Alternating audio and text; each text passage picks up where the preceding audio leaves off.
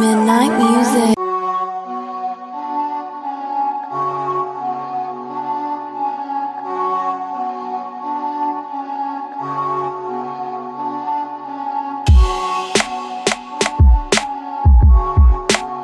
Midnight music.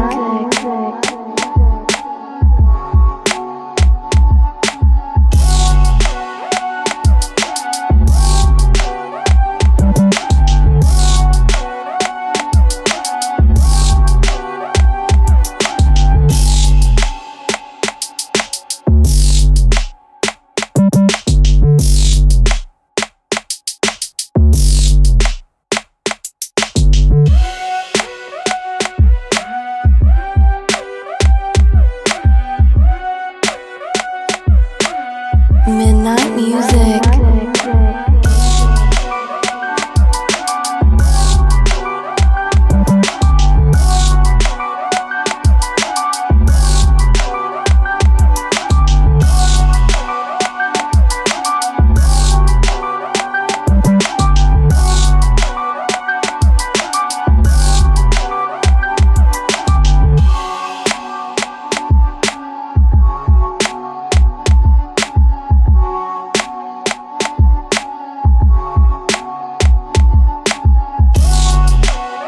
Midnight music.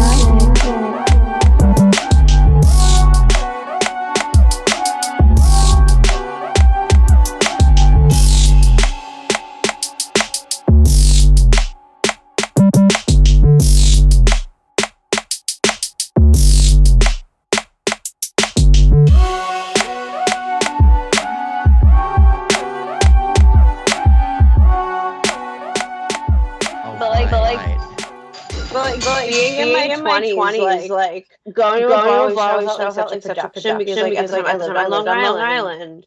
I made no money. Like going to a Broadway show had to be like all day thing. Now I can just go with the drop of a hat after work. This is like 20 minutes away. Speaking of having money, Kay, look what I bought. Oh my god! Jesus Christ! Wait, didn't you have one already? No, someone else I know had a Keyblade. Okay. Yeah, this thing's actually fucking heavy. Made of metal fucking Keyblade, dude. I nerded out so hard at FanCon this weekend. So was this like? Tell me about this FanCon. I didn't know this was like a thing in Boston. I should. I've never heard of it. But so the YouTube trying to work with Formal Alliance, they were there. So literally, dude, they had this giant inflatable setup thing. And the company is called Dark Zone. So they had all of their rifles and their pistols and tubes of ammo. It was saying, come on up, shoot our blasters for free. And selling the blasters. Nice. And they had a giveaway to the three blasters. So you guys had to get email and shit in. So they got someone to contact info and his data. So that was their part of the convention. The rest of it was just like nerd shit. There's a lot of cosplay. Oh, of course, cosplay is the best part of going to cons. Yeah. A lot of artists were there, like crazy artwork on like metal those metal plates. Okay. Mm-hmm. And they're so shiny, like to the point where they were so good. They had like a no video photo policy. I'm not going to take a video. This deserves to be seen in person. Yeah, that's how it was. And then they had like swords, like samurai swords. So you could buy a bamboo version, a metal version, or a realistic better metal version. I feel like weapons is like where you do blow money. Like I've never been to a con, but I've been to the rent fair. Those weapons tend to be dangerous. Yeah, they're crazy. So how do you guys go with buying and selling the swords? Well, they're all blunted. Hey, we need to get you to a con. Yeah, it was too much fun. I don't know if that Fanatics thing counts as a con. Yes, yes, it does. It does. Yes, it does. That is a con in the purest form. It is a convention. It's actually probably more of a con than this one was, because it's gonna have like panelists and speakers, as well as like merch tables and things go around. It is totally a con. We need to guess how much you think. Take a guess how much this Keyblade was. $150. $250. $90. It's actually not bad. $90. Everything there, I would like ask for prices. My answer was always, "That's so reasonable." Like the actual because you weren't in New York. Yeah, I was in Boston. That's true. But also, because like another thing was, they were like, you can buy it for $60 here, like the ocarina, little pipe flute thing. Yeah. So you can buy it for $60 here and get a free music book, or like you can wait online where they're like $80 plus shipping and tax. Okay. So everyone undercut their prices for the cons so they could sell more. Yeah, that makes sense. It's smart. So and it worked, dude. I was like $90. I looked at my wallet and went, "Fuck it, let's do it." Yeah, okay, we got to get you like Comic-Con or something. Friday, so I was just like, well, goddamn, I had all this money. I'm gonna try to go to Comic-Con, most likely Sunday.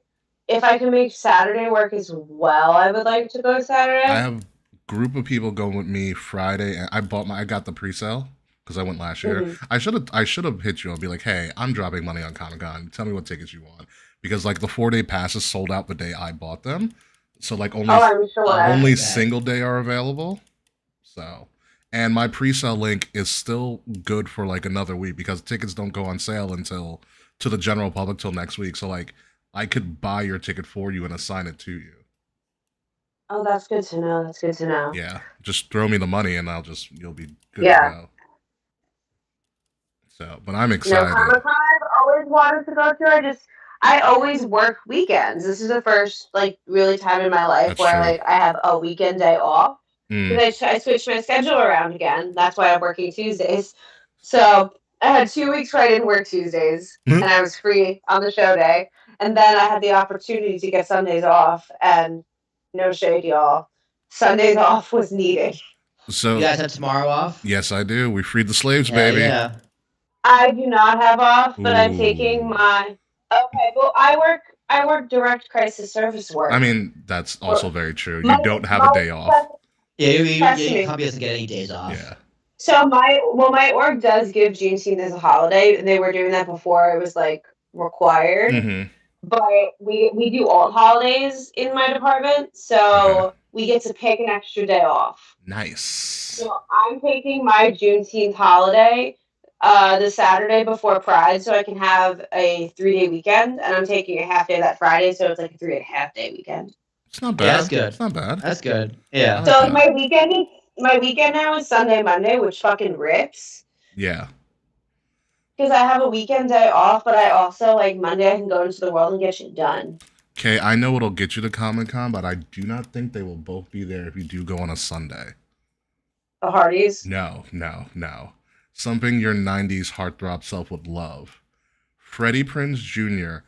and Rachel Lee Cook. Justin Timberlake was supposed to be there, but...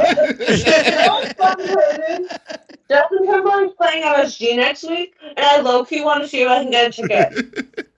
Just to heckle him. Did you see the mugshot? The mugshot's public now. Oh, it is? Oh, yeah. He was fucked up. I can tell by his eyes. See, this is what happens when people who are outside of Long Island say they can party and drink in Long Island. Dumb shit like this happens. JT should have known better. I was talking about this in one of my other group chats. Doing like doesn't do him any favors. Was he with Jimmy Fallon? No, Jimmy lives in Locust Valley. Well, Jimmy Fallon and him are like besties, and Jimmy Fallon's like low-key an alcoholic. Yeah, Jimmy lives in because his kids go to Locust Valley. Jimmy, I mean, it wouldn't surprise me if Jimmy has like a house or something out in Sag Harbor. He looks stoned. He is fucked up. I'm not gonna lie, he still looks very handsome. I'm gonna say this is the most. This is like it's kind of a dreamy mugshot. I'm not gonna lie. Did they face tune his mugshot because maybe it's the ring light, but like this is too nice to be a mugshot. I mean, I said the same thing about Liv Morgan's mugshot. That was unbelievable. I'm not gonna lie, it kind of looks like his license photo. I gotta pull up Liv Morgan's mugshot now, have them side by side, because I remember hers was pretty good. Hers was gorgeous. Like, I understand why Dom is acting the way he is. At this point, I'm like, Dom, just do it. No one's gonna blame you at this point. It's so not realistic. Oh yeah, it's because she does have makeup on too. Liv Morgan does. It's barely anything. Barely, yeah. Yeah, she looks great. Yeah, I was like, Jesus, this is Which amazing. is a weird thing to say for a mugshot. Like, dude, JT and Liv Morgan mugshots make a crazy mugshot, baby. Well, I know I showed Kay, but there's a picture of Justin Timberlake in handcuffs leaving the precinct. It's amazing. Do you want to know when Justin Timberlake's going to get his driver's license back? It's going to be May. I told Will that one before you came on. Oh, damn. You know, did you hear of a story about this? There's so many stories coming out now. So apparently, the officer that pulled him over didn't know who he was. Oh, it's so funny. What do you mean they didn't know who he was? The police officer was so young, he had no clue who Justin Timberlake was. Honestly, okay. So, why did you say that? I'm like a lifelong instinct fan. Like Lance has been my guy since day one. I have always been suspicious of Justin Timberlake. Okay. He's low-key my least favorite member of NSYNC. You're the first person who's ever told me that. No. Okay, so this is the deal, right? NSYNC, an NSYNC reunion tour is all anyone who's wanted for like 20 years, right? NSYNC broke up 20 years ago. Justin went solo. And he kind of left everybody else behind. He always thought he was too good for him. Have you heard those albums? Yeah, they're really good. Most of Justin Timberlake's solo music is really good. Yes. However, he thought that he was going to coast off his youth and his sex appeal forever. And, worked for a while. You know, it did, but you know, you turned 40. I mean, judging by that mugshot, he still got it. He's like Casper older guy, but he's realizing that like he's not the it guy anymore. Like people born in the year 2001 don't know who he is. Which is a shame. Time to studio, dude. Time to studio. He just came out with an album. Oh. Well, I sucked then. I didn't know that. It was. I haven't listened to it yet. I have it downloaded, but apparently it was lackluster compared to his upper projects. It's not good. Fame don't last forever. Yeah. I think Justin Timberlake thought he would kind of be like exempt from that truth, and I kind of feel the same way about Leonardo DiCaprio. I mean, it's he's still relevant. Yeah, he's still relevant. You know why? He still gets memed. No, he's still relevant, but like he's not the hot guy anymore. You know what I mean? No, it's a little creepy because he dumps him in the 25. Yeah. Leo's turning into this like dude, like Fitness creeper guy. So did anybody read like the comments that came out of like the police report? I've been following this all day. So apparently he was in a restaurant. He claimed he had one martini, and judging by that mugshot, no, he did not. That is not a one martini face. He thought the crack cocaine. Yeah. So he got. I bet you they were cops were tailing him as soon as he got out. He got out of there. He was driving a 2025 gray Beamer, and he was seen with Florida plates, that's what did him in. It's the Florida plates. God. Yeah, 2025 Beamer. Florida plates. He apparently couldn't maintain his car in the lane and like blew a stop sign. That's like not even a good DUI. Are you kidding?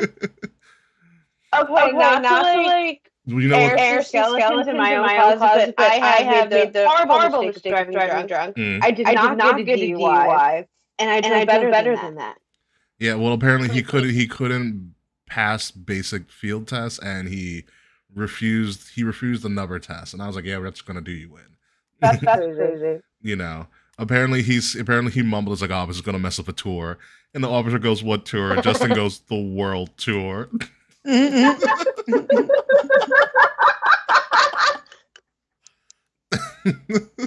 I live. This is gonna be a great day in Long Island history. It's a great day in Long Island. I was like, this is amazing. We arrested I was like, what is Justin Timberlake doing on Long Island to begin with? I feel like I've gotten such like a...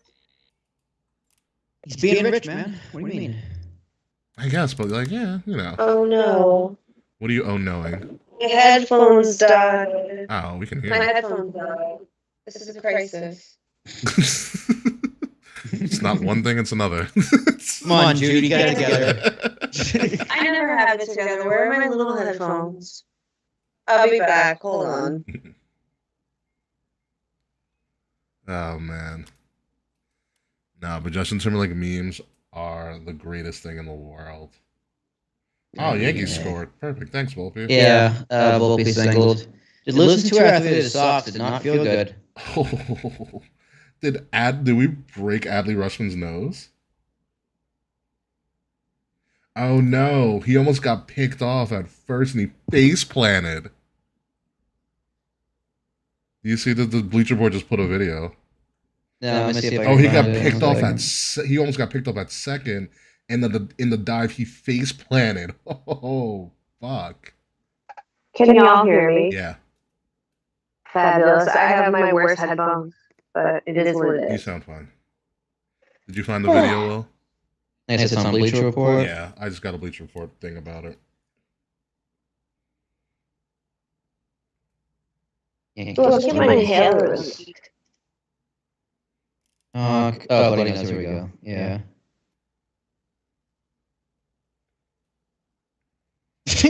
What the fuck happened, dude? Like, what just happened? What am I looking at? Why'd you have such a high lead off of second anyways?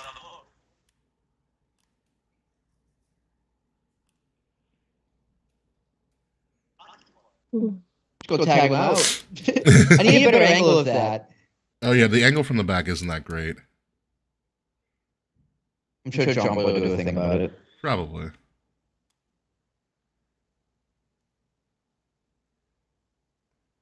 We good to go? I'm good to go. Kay, are you I'm good ready. to go? Yeah. Yeah. Let's do it.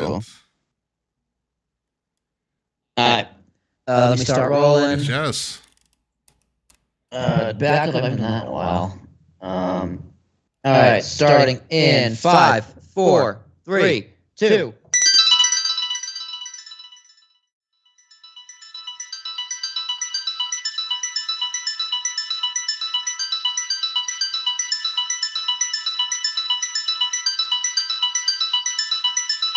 Midnight music. Coming up this week on Kings of the Rings podcast, things have gotten really, really weird in WWE, and I'm so sorry that Chad Gable signed that contract extension because, boy, was he in for a surprise on Monday. The fallout from Clash at the Castle and the weirdest, most insane ending to Raw that we've seen in a really, really long time is all going to be discussed. And oh yeah, AJ Styles is going back to Japan, by the way. All of that and more in episode 380 of Kings of the Rings podcast, exclusively here on Wrestle Addict Radio, and it starts right now. Yeah, you all thought he was going to TNA. It was a possibility.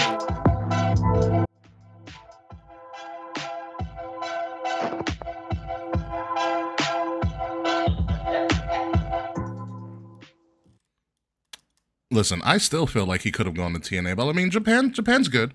He still could go to TNA. Yeah, no, I mean, who knows? Yeah, it's still a I'm possibility. telling you, dude, he's just like, I don't want to go back there. I don't care how much money you give me. I don't want to go there. You never know. Money does talk. Ladies and gentlemen, welcome to Kings of the Rings podcast, episode number 380, a not so monumental episode until you realize that tomorrow, after we've recorded this, is a day we actually kind of freed the slaves, but not really. But also, more importantly, tomorrow is also technically, Mr. Tarashak, my 8th year in podcasting. Because 8 years ago, I started podcasting with you on Juneteenth. When we freed the slaves, when when Dean Ambrose cast in, when Kyrie won a championship. Do you remember that? That happened. But they were with the Cavaliers. With the Cavaliers, yeah. All of that happened. Yeah. All that happened 8 years ago. So happy anniversary to me. 350 episodes later. Some shit like that. Juneteenth, forever known as the day Ricky freed me from a two-man podcast with Dave. Pretty much. So thank you guys for joining us. Obviously, King Rick Rose, Ambassador Biggs, your lead host here. With me, back from Boston, but totally missing the end of the finals, Will Tarashak. How are you? Dude, I'm glad I wasn't there because I was in Boston the night they got spanked in Dallas. Let me tell you, I never drove home faster. I got out of Boston with no issue. Everyone was in their houses disappointed.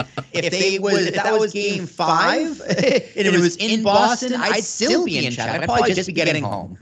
Pretty much. And back again for the very first time, almost on Must Relaxes, but always Team Lance. Kayfabe, how are you? Hi, I am less injured, feeling less old today, and I have red hair for the first time in 10 years, so that's thank you. That's something. Yes, welcome back, Judy Funny, please. Judy. Oh God. I almost thought about, I'll be honest, just like skipping this show and then going to next week with our Prohibited Portal / Forbidden Door show featuring not one, but now 2 guests, because the other one has been confirmed. We confirmed both of them? We confirmed both of them, yes. I have verbal commitments from both of them, so it's going to be... Listened to the show last week with my proposal, like literally at the end of the show. Oh my God, no. Who's coming on the show we're gonna break it for you right now. Is it Slack and his dad? Is it Slack and his dad? No. It's almost better. Almost better than Slack and his mom? Better. No, we've never met Slack's mom, although we should. No. I don't feel Slack and his girlfriend. Mother. Let's not do Slack and his girlfriend. I know way too much information. Anywho, but that would be something. Kay, I'll text you. Okay. I will text you. No. So Will and I had the wherewithal to know, like, hey, we know nothing about New Japan. We barely know enough about AEW. A lot of that we rely on yourself, Kay.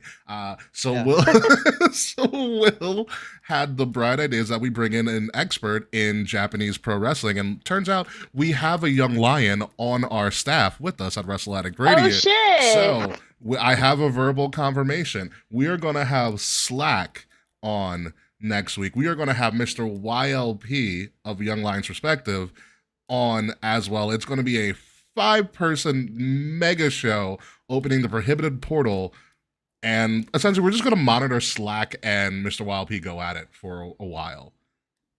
So I guess that takes away my idea of skipping the show next week to go to the Mets and Yankees game. Correct. Correct. I'm like, wait a minute, it's a City Field, we can all just hop on a train. It's the perfect plan. Although, now that I know it's a big game set next week in City Field, I might pick up tickets. Not on Wednesday, but on another day. Because legit, actually, for complete sideburg, for a work thing, Jazz company's doing like a Yankee Stadium thing, and I'm like, no. No one gets to take you to a baseball game before I do. I'm taking her to her first baseball game. There you go. Pride kicked in. I'll look up tickets. Now that I know, next week, Mets Yankees. Done and done. Mets Yankees. Yeah, I think it's like Tuesday and Wednesday. Yeah.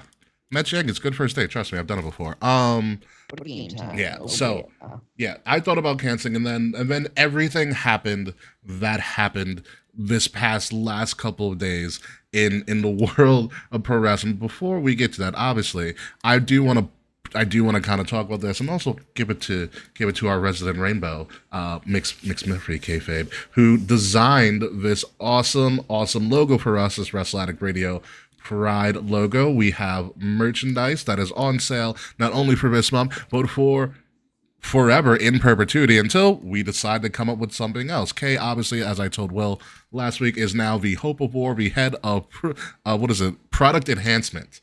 The head of product enhancement, the Hope of War.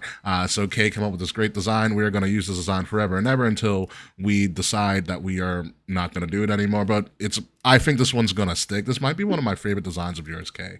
Not going to lie, but mine too. Actually, yeah. It's like the least amount of work I've done in design yet. Definitely catches the eye. It does. It sticks out. It looks great on merch so far. So that is on sale right now. We're going to have some more merch coming out very, very soon. Although it's kind of already designed. Essentially, more advertisement for the other merch coming on as well. So simple plug there. Like, share, subscribe. The link to all of that stuff are in the description below. Wherever you're listening to us or wherever you're watching us live right now on Twitter, Twitch, and or YouTube as well. So like I said, things got really crazy really quick, especially the ending of Raw last night. So we had Money in the Bank qualifiers, which we'll talk about in 2 weeks, because guess what, folks? Money in the Bank is in like 2 weeks, by the way. So I know, that's dude. such a fast turnaround. Ridiculous. Yeah. And then after Money in the Banks, we actually get a break and we get 4 weeks till SummerSlam. So there's your little breather. So Money in the we had Money in the Bank qualifier. Jey Uso yeeted his way to becoming Mr. Yeet in the Bank, potentially. He's already my front runner, but we'll talk about that more later. And then lights started going out randomly in a very fiendish way. We saw the door, and the door opened, and then after the door opened, we saw a woman crawling through the door, which reminded me of The Ring, and The Ring, as a child, scared the living shit out of me. Yep, same. That was accurate. Yeah. So I was like, oh, this is gonna get real weird now, isn't it? Lady comes out, and then they go backstage, and you see bodies on the floor, you see blood everywhere. Chad Gable's been shot in the temple. That was bizarre. I was like, what the fuck happened to Chad Gable? It took a pickaxe. He should have read his contract. Either that or Triple H is a great capitalist. Hey, bud, just sign right here, bud. You're right here. You know, no one's gonna kill you yet. Don't worry. Which is ironic because Chad Gable has a qualifying match next week, so I guess not anymore.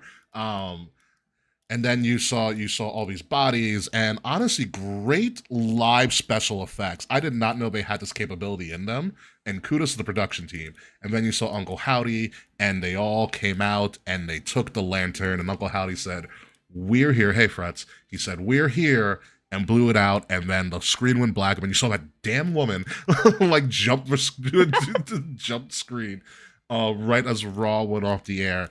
And it was, I thought, absolutely brilliant production work. Again, I didn't know they could do that in such a quick turnaround. So this is this faction is called the Wyatt Six. SICKS is the official spelling of the Wyatt Six. Okay. Yeah. So sick. But when you look at the merchandise that came out right after their debut, there is the number 6 there as well. So technically the 6 are Uncle Howdy, Bo Dallas, big ass rambling rabbit with the help mallet is returning Eric Rowan. Okay. Mm-hmm. Mercy the Buzzard is Dexter Loomis. Okay, he was the one that was in actual gorilla on top of like the shelves and stuff, sitting cross-legged and stuff like that. Husky Harris with the pig smoke mask is Joe Gacy. And Sister Abigail being Nikki Cross. The 6-member, quote unquote, is the spirit of Bray Wyatt, which I believe would be personified as the Lantern. So there are your 6 of the Wyatt 6. So that is the faction. So initial thoughts. Wait, what? What? Yes. Oh, Mr. Fretz in the chat. I saw. All right. So let's explain to you. Sorry, I'm so sorry to interrupt. No, it's okay. I will explain to you. Okay. So on NXT last week, Cody showed up and got invited to the cookout by Trick Williams. Great line. But the 6 members, not Alexa. And Cody said, hey, your next opponent for when you defend the title at NXT Heatwave, which is also Money in the Bank weekend in Toronto, your next opponent is going to be determined by a 25-man battle royal, which kicked off NXT as we are recording right now. And some of the people in the battle royal may not be from the same locker room. Obviously, with the TNA integration in the NXT, Tatum Paxley showed up on TNA's, I think, a TNA show on Friday to go up against Jordan Grace. So there's integration there. So it was very well known that potentially TNA was going to show up in this battle royal. And apparently, according to Frets, we said his name so many times he finally appeared. Joe Hendry is on NXT in this battle royal, as well as Frankie Kazarian from TNA as well. So there's that breaking news for UK, and I'm so glad I DVR'd it. That was also the other reason I thought about not doing the show today, because like I kind of want to see who shows up in this battle royal. But that is pretty cool. I do like this TNA NXT integration. Yeah, me too. It's really cool. Yes, but back to the freakiness at hand. Will, did you watch this Wyatt 6? I did. When I heard Seth came back, I was like, oh, I'll watch Raw before I do the show. And then I heard the 6 figure. I'm like, all right, I'm definitely watch Raw before the show, and I did. I finished it about half an hour ago. Okay. And at first I was just like, this is bizarre. Yeah. It wasn't until they went backstage and I saw the crime scene where I was like, oh shit. Yeah. All right, because I don't know. I don't know why, but I think in the long run that this is going to flop. Personally, but it's off to a pretty interesting start. Yeah, but I don't know how they can do this without Bray. And like, what does Alexa Bliss even do? I think she should be involved in this somehow because of that tie-in. Maybe she doesn't want to do it though. I mean, who knows? Maybe they have something more for her, but Nikki Cross is a great choice. Nikki Cross, I thought, should have been in it to begin with. You know, she's the only, and Sister Abigail, I think, was the only female character that Bray created. Yeah. So it made sense, but we'll work on that. Kayfabe, what are your thoughts on this? I'm like super excited about what's gonna happen. Yeah. I feel like low key bad for Bo Dallas because like that's so much pressure. It is. Like that's like an absurd amount of pressure. I think that they I'm working on it. Okay. I feel like there's like so much potential, and I feel more confident in the Uncle Howdy run with Vince gone because like I feel like Vince probably would have like ruined it and made it like super cheesy, but I feel like such a mark, but like I feel like I'm like fully like I'm invested in the Triple H era. Like everything feels so fresh and different. Yeah. Which is what gives me hope that like they can execute a story that has so much like both heaviness to it as well as like there's a legacy to live up to. Yeah, and I believe that in this instance that they're going to continue the whole seemingly the similar tradition of that all the merchandise from the Wyatt Six, just like Bray's merchandise as well, is going to go to Bray's family and JoJo and the kids and all of that. Good. So I don't think they're getting like, you know, the normal cuts of the merch. A lot of that merchandise sales are going to go to the family of JoJo. Bo and the crew get something. I mean, they got contracts. I know, but for merch too. Like True. that could be a massive part of their payday. Yeah. No, you're right. You're absolutely right. It could be. Like I have no problem with Bray's family getting Bray's cut, but the fact Eric Rowan shouldn't get paid because Bray died, like. Wasn't merch sales? Isn't merch sales a bonus on? Isn't merch sales like a commission pretty much based on top of their base salary? Yeah, like when John Cena was number one in merch sales and LA Knight's number one in merch sales, LA Knight and John Cena gets a cut of their merch. Correct. Yeah. So faction members, like say take Judgment Day for example, right? Mm-hmm. I think it would be fair. Well, I guess it also depends on what kind of merch. That there's Rhea specific Judgment Day merch as opposed to overall Judgment Day merch. It's probably cut separately. Yeah. Like Rhea gets her cut, and then she probably gets a small cut of the Judgment Day. Yeah. But yeah, merchandise is a huge part of how these guys make a living, for sure. Yeah, no, it is something to look into with this. But I like the debut. It's almost as wild as a scene as when the Nexus debuted. Yeah, it's definitely memorable. Like I'm not gonna forget this anytime soon. It's like, yeah, remember when these psychopaths in masks like murdered people in Gorilla? Except the cameraman. They murdered everyone but the cameraman. Yeah, it was great, but I do kind of have a similar concern that you have, Will, is that where do you go from where do you go from here? When are they gonna wrestle? How are they gonna wrestle? The thing that was circling around my head today was also is this isolated to Raw? Because probably. Well, because the messing with the feed and stuff, because they messed up the feed to Raw yesterday too, so they messed up the feed to Raw. But they've been doing this on like SmackDown, I think also on NXT as well. So they have been doing it everywhere. They did it on the pay-per-view too. Correct. So RV's gonna be like, are they just gonna pop up all these places? In my opinion, they could. Yeah. In my opinion, I like the idea of keeping it a Raw problem. You know, and I do too, and I think the multiple appearances could have been a red herring because it's like, well, you don't know when. I think that too. Yeah. Yeah. But yeah, I mean, there's the thing. The fact that we're asking questions and like trying to fancy book this is a good sign for sure. Like, I think it'd be a cool idea if they can't really do the in-ring stuff, because say what you want about Bray Wyatt, like that match he had with LA Knight, the Mountain Dew match, it wasn't good. Oh, the pitch black match. Yeah, the pitch black match. Yeah. Like his matches with Seth Rollins, they weren't good. However, the match with John Cena, WrestleMania, the cinematic match was fucking awesome. Yeah. The Bray Wyatt swamp fight with Braun Strowman was fucking awesome. Loved it. The Matt Hardy fights were fucking awesome. I think you could make this work if you did it in cinematic matches. Yeah, cinematic might be the way to actually kind of do this. And kayfabe, it is hard to do that on a pay-per-view though, because it's like you're gonna have the live crowd sit and watch it for 25 minutes. Yeah. Or you can unless they pre-tape portions of it and then they do some like in ring, which WWE has done before. They could do that too. That's how they did Boiler Room. That's how they did Boiler Room Brawl. That's okay. They could do that. I think that if you do the finish in the ring, I think that makes a lot of sense. Sure. Yeah, no, that really does. And I want to see if you guys actually noticed this, because there's a couple interesting things. So when they did the reveal, and it was obviously kind of the Bray's second, theme for his secondary return, it was only the first note. They never moved past the first note, which made it all the more creepy. And then I think Matt Ritter of Smackin' It Raw, who's a giant horror person, who's the first person I thought about when this all was going down, he summed it together perfectly. They did it in Texas.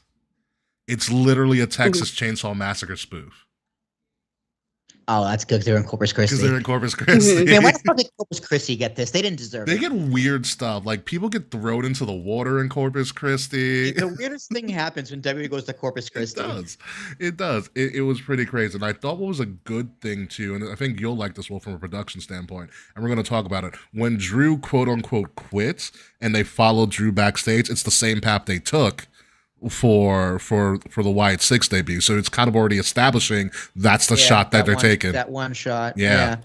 And then Triple H pushing the camera away, I thought was a nice touch too. Yeah, no, it was good. He really sold the realism. Yeah, no, it was good. I like it. It's just wildly creative. Kay, what are your thoughts on Chad Gable getting shot? Good riddance. Bye. It would have been really funny if this Otis was just sitting over there puffing, and the Wyatt Six are like, "Yo." Well, I'm wondering. Well, because didn't Chad have a match with Braun Strowman like earlier in the night? Yeah. So what happened was,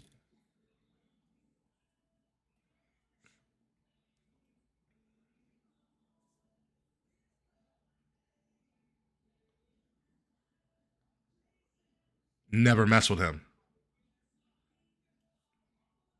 Yeah.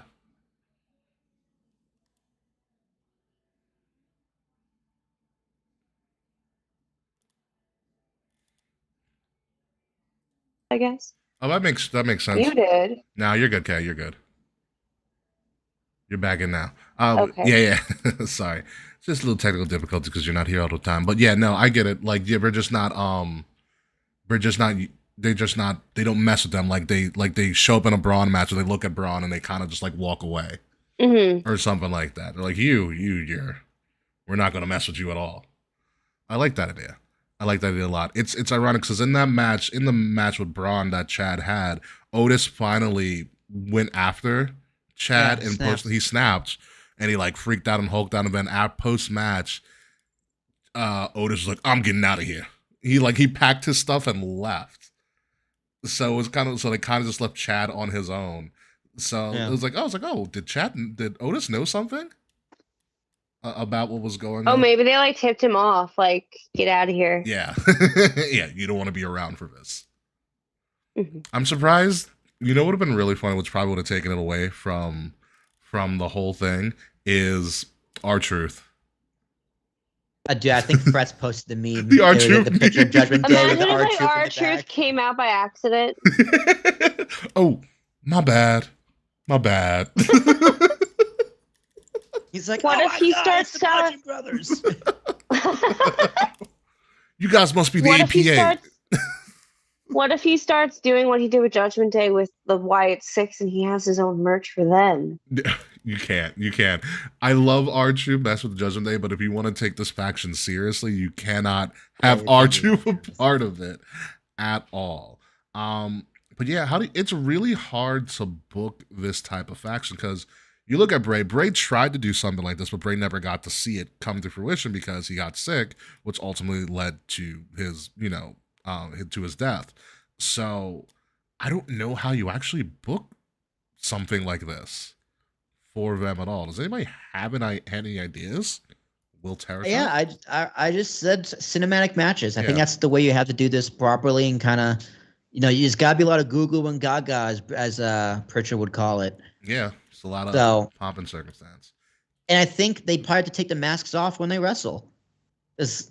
Yeah, I don't know how you wrestle in a mask like that. How do you wrestle in that? Like it works really well, but then sometimes and then the bell rings. So I'm skeptical, but I'm hopeful. I'm hopeful for it too. Touche to them. Touche for them for trying. I don't blame them for trying. It's worth an attempt for someone that they never really saw get off the ground in the first place. Yeah, it's yeah. And I want to give it a chance. Yeah, but I'm not hopeful. Yeah, we got to give it a chance. Kay, how would you book the Wyatt Six? I think another way to like creatively book the Wyatt Six without like making it feel like unrealistic they would be wrestling is if you put them against other like fantasy like characters, like Finn Balor could go Demon Finn, for example. Yeah. I don't know who else could go scary. Well, Braun was back in the back murdered too. Was Braun back there murdered? Did they take Braun was back there. I noticed him by the arm tattoo. I identify him by his tattoo. Braun Strowman or Braun Breaker? Strowman.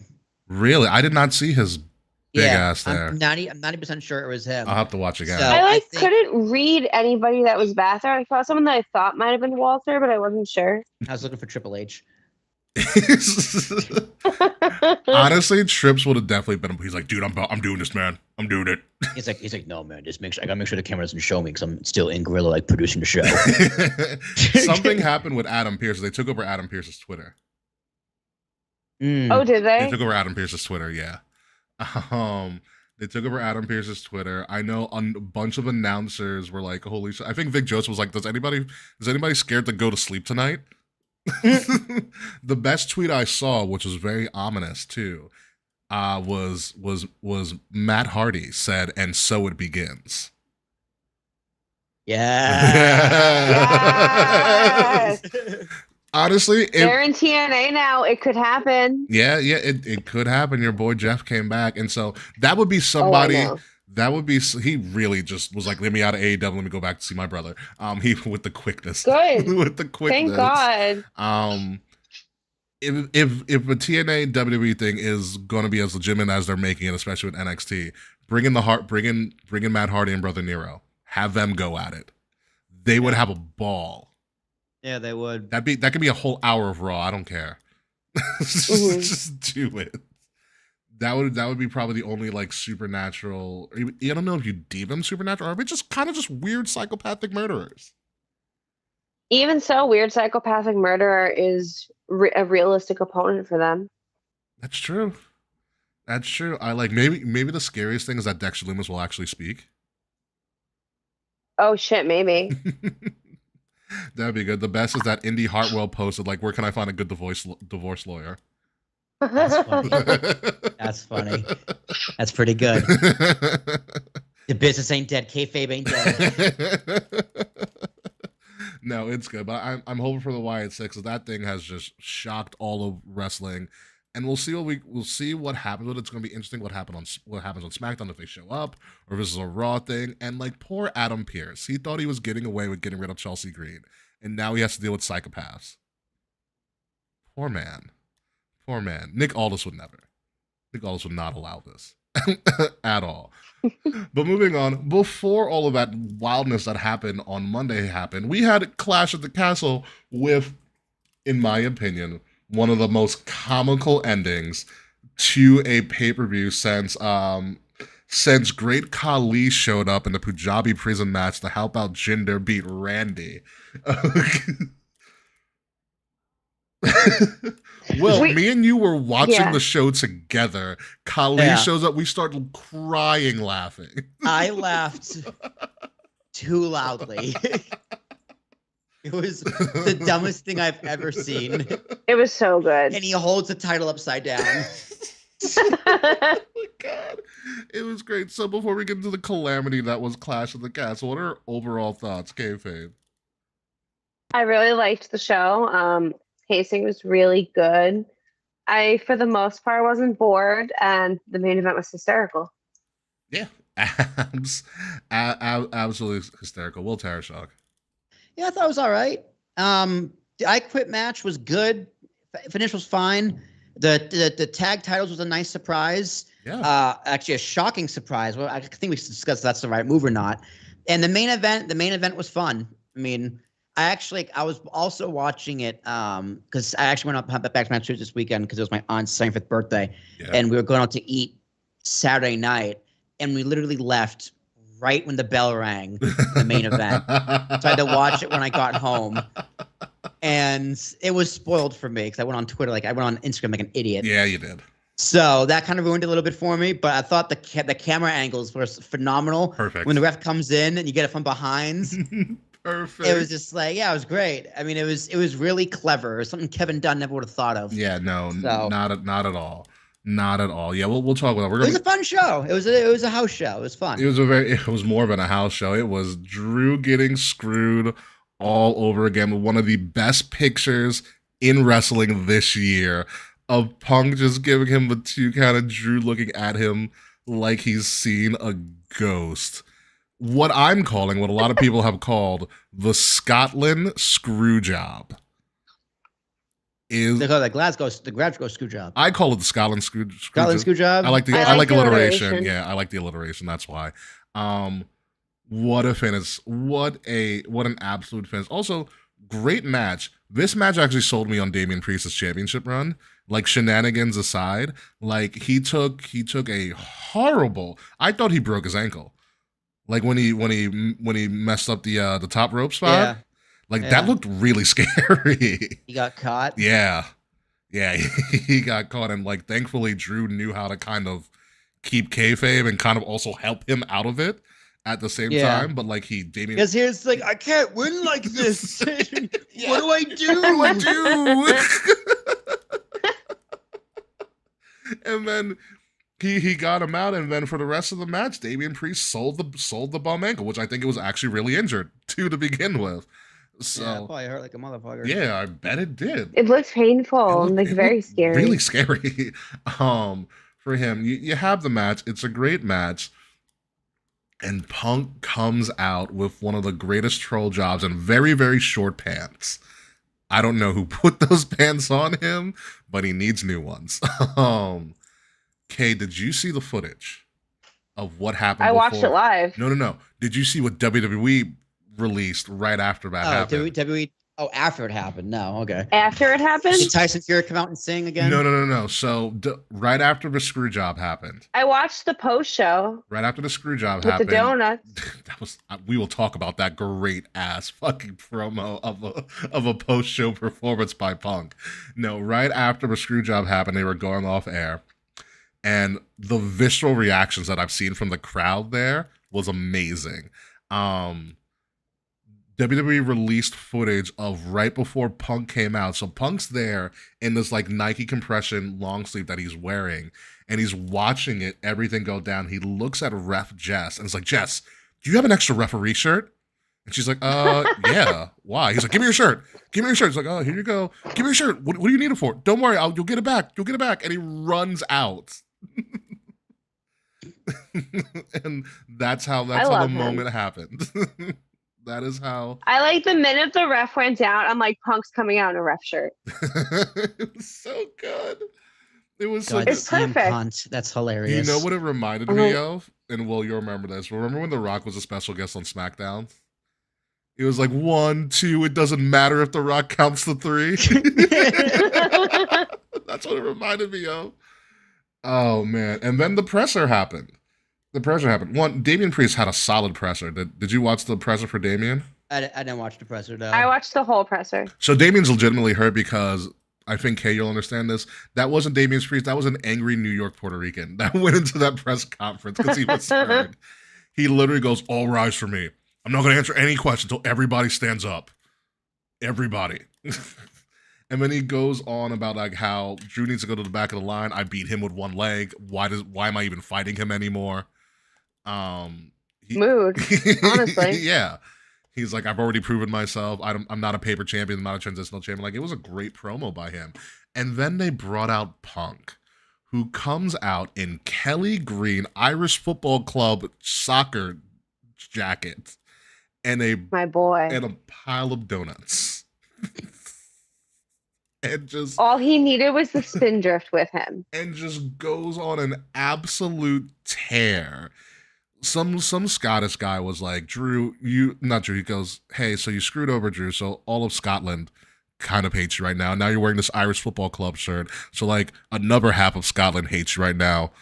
How are you feeling? And he's like, first off, sir, I do not agree with your inference. He goes, I got some cheers. People still like me here. My best line he goes, I don't wish injury on anybody, but when Drew told me that he prayed and he was happy that I was injured, that's when I decided that no matter what wrestling promotion I'm in, no matter, as long as there is breath in my lungs, Drew will never win another title. That's good. I was like, wow. That's like, if Kendrick Lamar and Drake didn't exist, CM Punk would be the best hater of the year. He would. Like, it was amazing. And then he started offering donuts to people. It's absolutely... Like, several times. He's like, are you sure no one wants a donut? No one wanted one. I would have taken one. I would have taken one. Boris also would have taken one. Well, we know Boris would have taken one. So, and then on Raw, Drew quit. Drew, we were all waiting. That was so good. We were all waiting. Wait, I didn't see Drew quit. So, all right, I'll explain to you, okay? So, Drew McIntyre, we were all waiting for this wild promo that Drew's going to cut, because Drew has gotten screwed at Clash of the Castle twice, if you remember. He was supposed to beat Roman and solo debuted. Okay.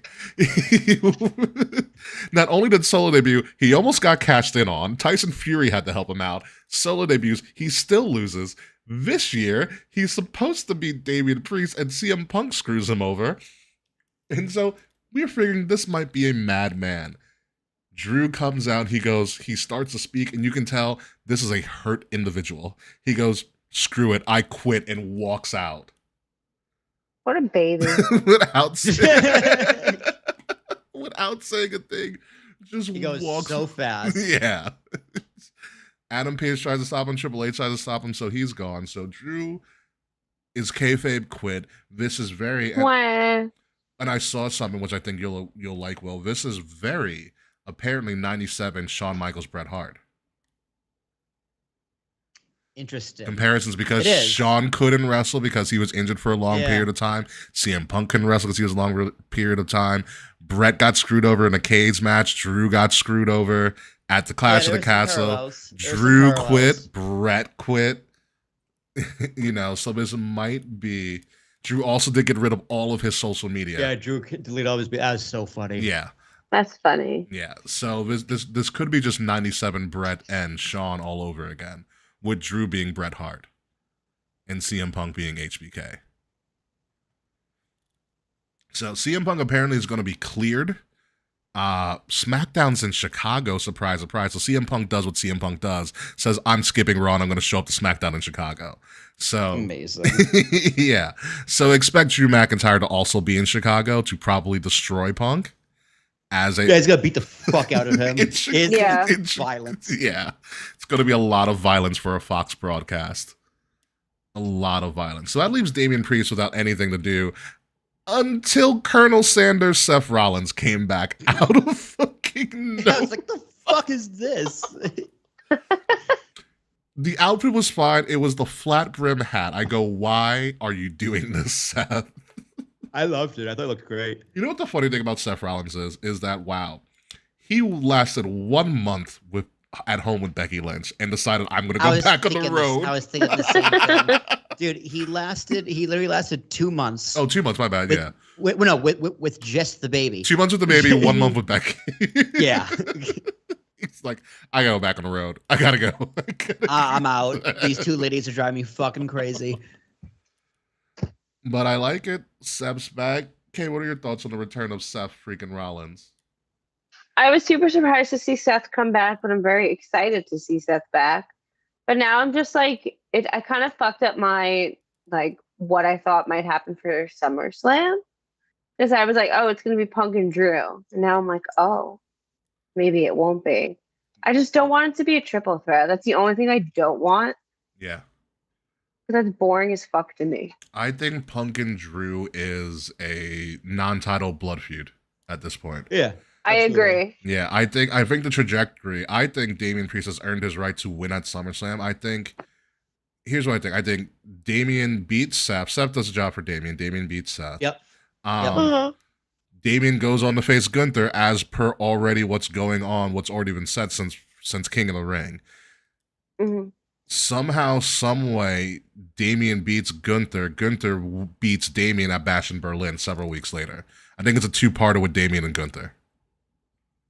Oh, I like that. Therefore, because Bash in Berlin's after SummerSlam. Yeah, SummerSlam begins August. Bash August 31st. Yeah, Bash in Berlin ends August. Yeah, they could do that. Yeah, because I figured, like, do you want to have Gunther come in as already a champion, or do you want him to have a massive moment in Berlin? I think I would rather have him win. Therefore, you give Damian... That would have a lot more impact. Yeah, and therefore, you give Damian Priest a solid, 4 months as world champion? Mm-hmm. May, June, July, August. Yeah, 4 months. Yeah, close to 5 since it's like the dead end of August. Yeah, so you're beating Drew, beating Seth, beating Gunther once. It's a good run.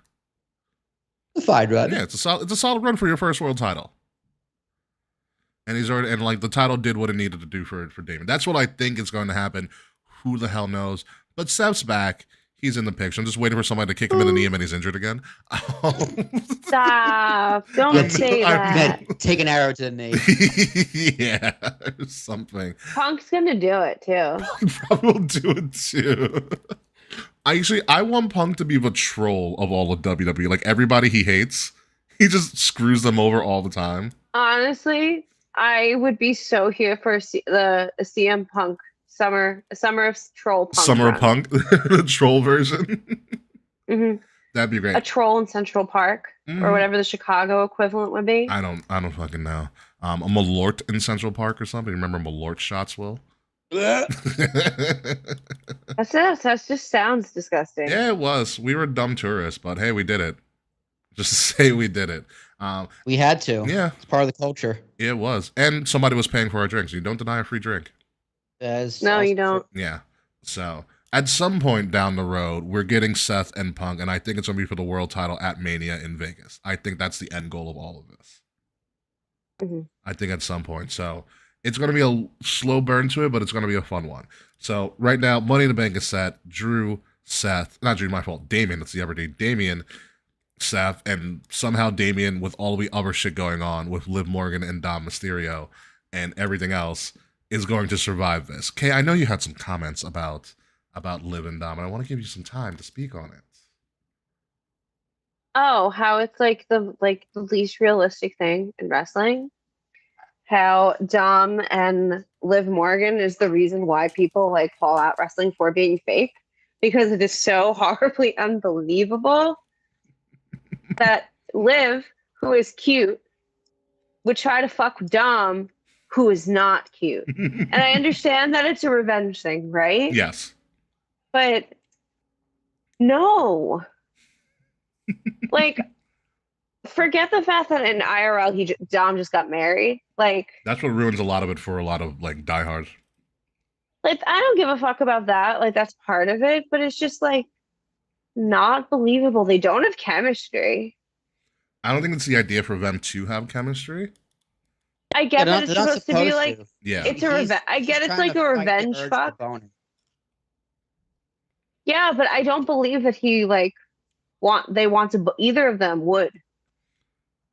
I mean, like, it doesn't feel believable. I think Liv Morgan would. She's doing a good job of selling it on screen. Yeah, she's doing a good job of selling. I just Dom's playing just a little kid too much, because at this point, I love Pat McAfee's play-by-play with the telestrator. He's like, Finn Balor took the key. It's right there, Cole. What does this mean? And Cole's like, I don't think we can say it on TV, Pat.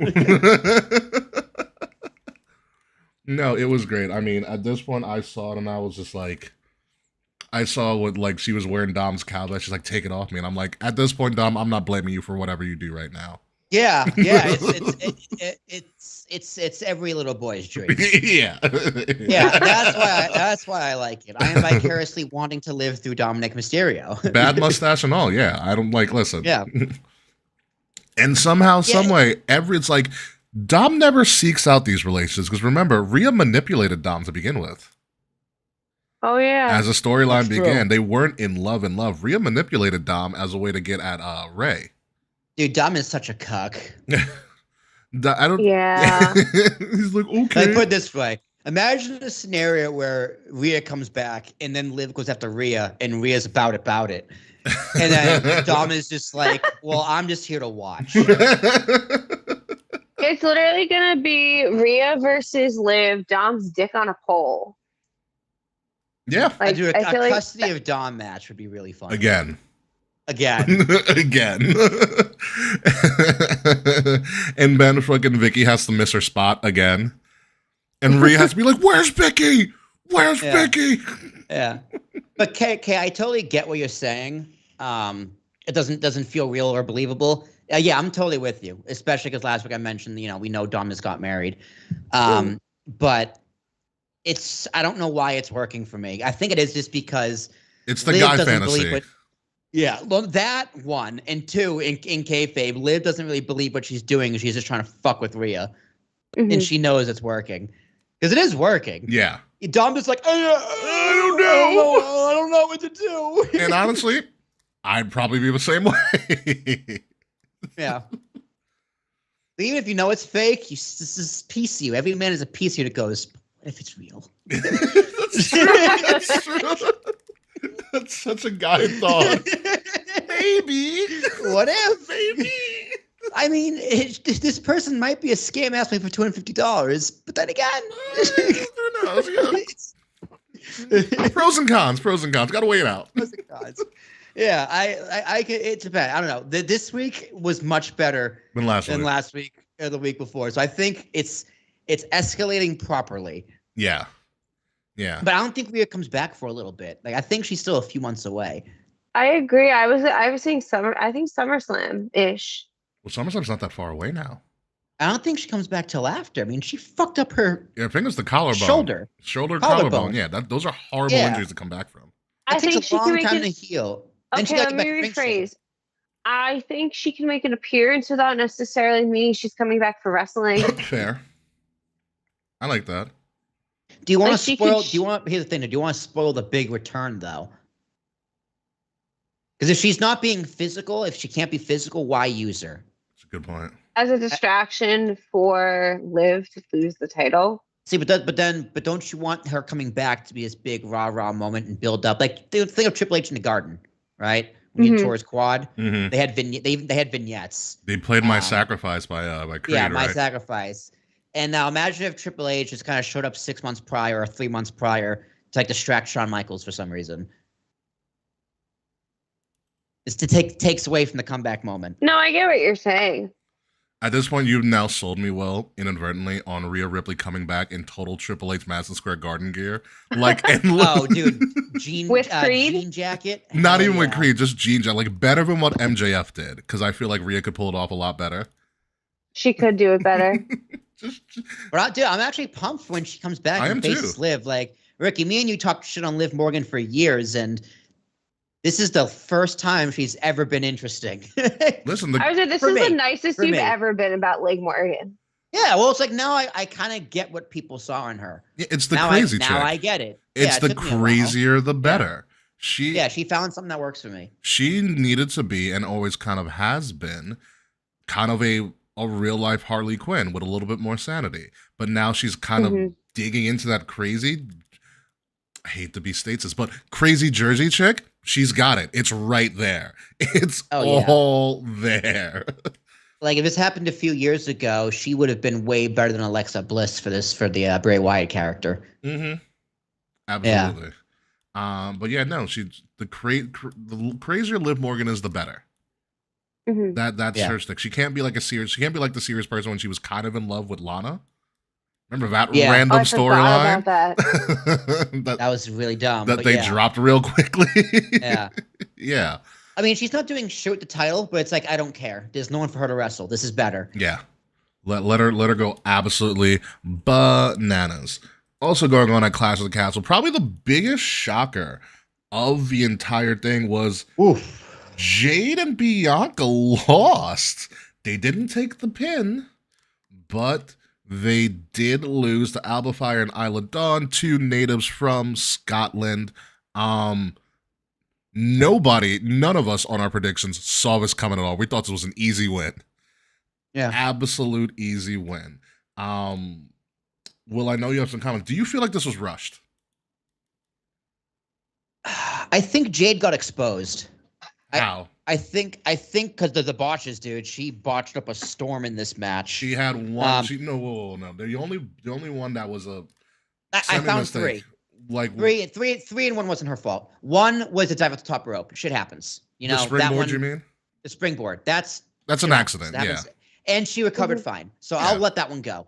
The second one was the tap. She did tap. I know that's the way wrestlers communicate, but she did it right on camera. So yeah.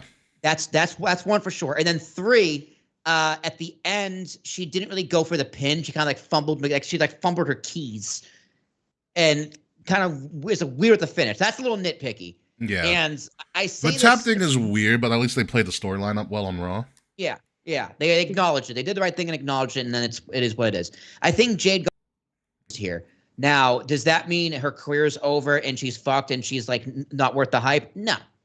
It just shows she's still green and she needs a little more time. I still think because we show signs of brilliance there when she did the catch in the flip, like. Oh, you mean at the last PLE? Yeah. Mm-hmm. At Clash of the Castle, she did it. She caught both of them. Oh yeah. And then did the backdrop. Yeah, the backdrop and the fall away slam. Yeah, she has all the potential. She has signs of greatness, flashes of greatness. She's just she still needs a little bit more work with the fundamentals. And I don't think that's a bad thing. Like, I don't think she was rushed to the main roster. No. But rushing to take the titles off of her, yeah, I think that's a mistake. But I also think, you need to give something the fans to be happy about because Drew's getting fucked. Yeah. So and Piper wasn't winning. Yes, they could be a transitional. They get pulled off at SummerSlam. Jada Bianca getting back, and they have a little more character development. Like maybe they go a little more aggressive, and say, okay, no more dancing, no more games. Now it's time to get bad and bitchy and fuck up these bitches, right? So it could be. We gotta see where it goes. If this is a transitional champion, that's fine. I think if Bianca and Jade get it back, it's totally fine. But Jade still needs some work and. Yeah, crazy to take them off. I thought it was weird too, but when you said they could just be more serious, could they be like the new Divas of Doom? Yeah, sure. But not really the Divas of Doom. They can call, I don't know, the baddies or something. I don't know, some running, stick with them or what have you. But Kayfabe, what were your thoughts? They do need a name. What were your thoughts on this semi-surprise win?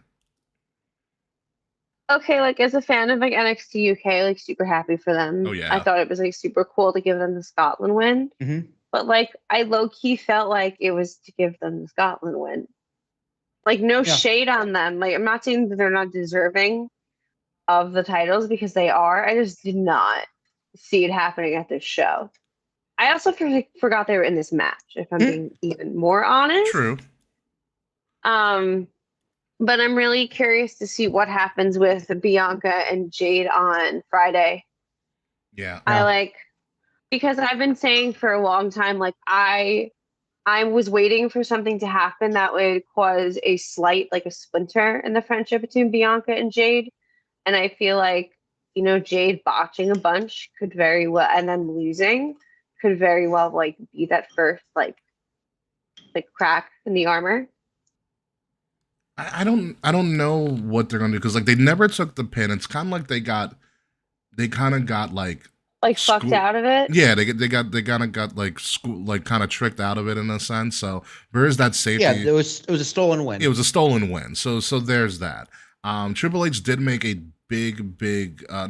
Triple H made it very important to say that this was always the plan to have Isla and Alba win because there was a story that came out about a week or so before this event that Alba Fire's mom passed away in a very horrific fashion. So what ended up happening was, I guess, Alba Fire's mom, who I think was only 51 or so, was visiting Alba Fire with her husband down in Florida, and while crossing the street, Alba Fire's mom got hit by a car and was called dead on the scene. Oh my God. Yeah. Fucking Florida. Yeah. So there were the rumors like, oh, they gave him the win because it was like a pity win, but Triple H, no, it was not a pity win. These girls deserve to, have the titles regardless of what has happened. But like, when you heard that, I was like, oh, that's horrible. And it explains why they, especially Alba Fire, seemed very emotional after she was. the win. And Michael Cole mentioned it on commentary, but no details. He was very brief about it, but that was her mom got hit by a car in Florida, and while crossing the streets, and was dead on the scene. And even if it is a pity win, who gives a fuck? Yeah. They did something nice for a nice reason. Like, isn't that enough? Yeah. But also, like, you're going to all of these places. You're going around the world. You're doing all these major or semi-major events in places you've never been before. You have to give those fans something to talk about. Mm-hmm. And if giving it to Alba Fire and Isla Dawn, who according to the history of Scottish wrestling, according to a lot of the announcing, even Piper Niven, big trailblazers in that country for women's wrestling. You gotta give them something to talk about. You gotta make them look. You gotta make one of them look good. Drew was getting screwed, like we said. We all knew Drew was getting screwed. The writing was on the wall for a very, very long time. Piper had actually a good match, but she wasn't. No one's beating Bayley right now, not yet. And so it was good business. Yeah, it was good business. This is a good business decision, and it's a good moment. Like, the flowers were an awesome touch too. I thought that was a cool moment. That was so sweet. I like that a lot. I thought the flowers were an awesome touch, and we'll see what they do with them. I think they were injured for a very, very long time because they kept on making appearances and not making appearances. So we'll see what happens with them. But congratulations to them. I'm a big fan of Kaylee Ray too, and that she was also technically the longest reigning NXT UK champion, or longest reigning champion of the Common Era before Roman. Which is glad that Michael Cole did mention that. But moving along, we're just gonna have a little fun here. Name this Max person. Oh no! Let's go. Name this person. Wrong answers only. Will Tarasha. Oh, Matt Cardona. Fave.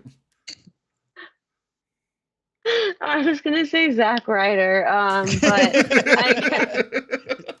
I guess Fred says Catalina. Lay Mysterio. I'm gonna go with I was gonna call Chelsea or Chelsea Verde. Was a fun one. She kind of looks like the cover, the Wrestle Addict Radio logo. It should be our new logo. What if we just cut her face out and put it? Would we get sued for that? No, I think Chelsea Green would get a kick out of it. I think she has a crazy sense of humor. She does. Like, an absolute crazy. Like, of anybody having fun doing nothing, it's Chelsea Green. Chelsea Green. Like, I love anything Chelsea does. Like, when Piper Niven cut that promo on SmackDown, Chelsea Green was like her hype man. I love her as Piper Niven's hype man. It's really funny. It is really funny. And it's a shame. Like, she's making the best. Because remember, we were supposed to get Chelsea Green and Carmella as a tag team. I know. And she got prego. Yeah, and she's apparently, from what I read, she has a lot of not complications post-pregnancy, but like, oh wait, speaking injury of post-pregnancy. Who's pregnant? Okay. Well, I had heard a rumor a while ago that Bianca could be pregnant. Really? And like, I heard a rumor a while ago that Bianca might be pregnant, like shortly after they won the titles, and I'm wondering, like, wait, was it based? They would have dropped a lot earlier. Yeah, wait, was it based on when Dawkins trolled Montez on his Instagram? I don't remember. Time blurs for me, but it was after they won the titles. I don't think it was like right after, but I heard a while ago that there was a rumor that Bianca might be pregnant, and then they took the titles off of her. Oh. To excuse that. I don't. So there was a weird thing that happened, Kay, a while ago, like about a month or so ago, where right before like a SmackDown, Montez Ford's Instagram, where he says like, wrestler blah blah blah, and it says he already has like 3 kids or something like that, 2 or 3 kids, and then someone, apparently Dawkins, might have changed it to like father of 4, and so the internet went ablaze, be like, oh my god, is Bianca pregnant? While Dawkins is losing his mind on the internet, just like dropping all. Then he changed it like father of 5. That's crazy. No, I definitely didn't hear that. I just had heard a rumor that Bianca might be pregnant. I mean, if it happens, it happens. I mean, it'll just be. I want to see more of Jade and Bianca. Me too. Yeah, and I think Jade was also thrown off a little bit. Apparently, Jade didn't get her. That wasn't. Yeah, she lost her bags. She lost her bags. Yeah. Yeah. Oh, I saw that. Yeah, so she was. So they weren't matching for like the first time ever. But they do need a faction. But anywho, yes, that was Clash of the Castle. Obviously, we're gonna have more on that. Wait. What? What's Rey Mysterio's daughter's name? Aaliyah. Aaliyah. There you go. Aaliyah Mysterio, all grown up. Aaliyah Mysterio. Oh my god! I wish she stayed more. But then she had that storyline with Buddy Matthews. Me too. Man. She is good as a button. Yeah, she is. I want Aaliyah to come back and fight Rhea. Like what a weird triangle that would be. Could you imagine? Can you imagine the weird triangle? Like, let's think of it. Rhea in real life is about to be married to Buddy. Rhea in storyline is in love with Dom. Also in storyline, Liv Morgan is trying to screw Dom. Okay, then you have Aaliyah, who was also in a storyline relationship with Buddy Matt. Like, there's a great mess of a story that you can pull if they were all in the same company. She should try and fuck Liv. Like, how do you like it, girl? There's a great mess of a story that you can do with that. And also, yeah, before Liv's Father's Day tweet was really funny too. Oh, she said happy Father's Happy birthday, happy Father's Day, Daddy. Daddy Dom, yeah. Daddy Dom. Yeah, it's so gross, right? It's so fucking gross. So good. It is so good. Speaking of, I guess, smaller children, Will, I don't know if you know this. I don't know if you know this too. Izzy, our semi-friend of the show. I saw this. Izzy won her first world title. She won a title belt. Oh wow, good for her. Yeah. Izzy won a title somewhere. I forgot where it was, but congratulations to Izzy. Somewhere in Florida. Somewhere in Florida or someplace. Yeah, congratulations. She's the FCW Women's Champion.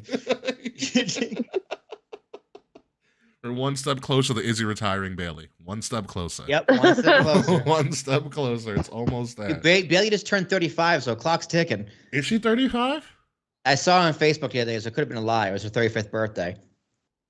Her birthday was the same day as Clash of the Castle. Yeah, but I don't know if she was 35. I thought she was like 32. Hold on, I'm gonna look it up. Check for me. Check for us. It seems old. For Bailey, yeah. Bailey is around my age. 35, and I'm gonna be 33. Born 89. Oh, she is 35. Yeah, she just turned 35. Oh. Jesus Christ.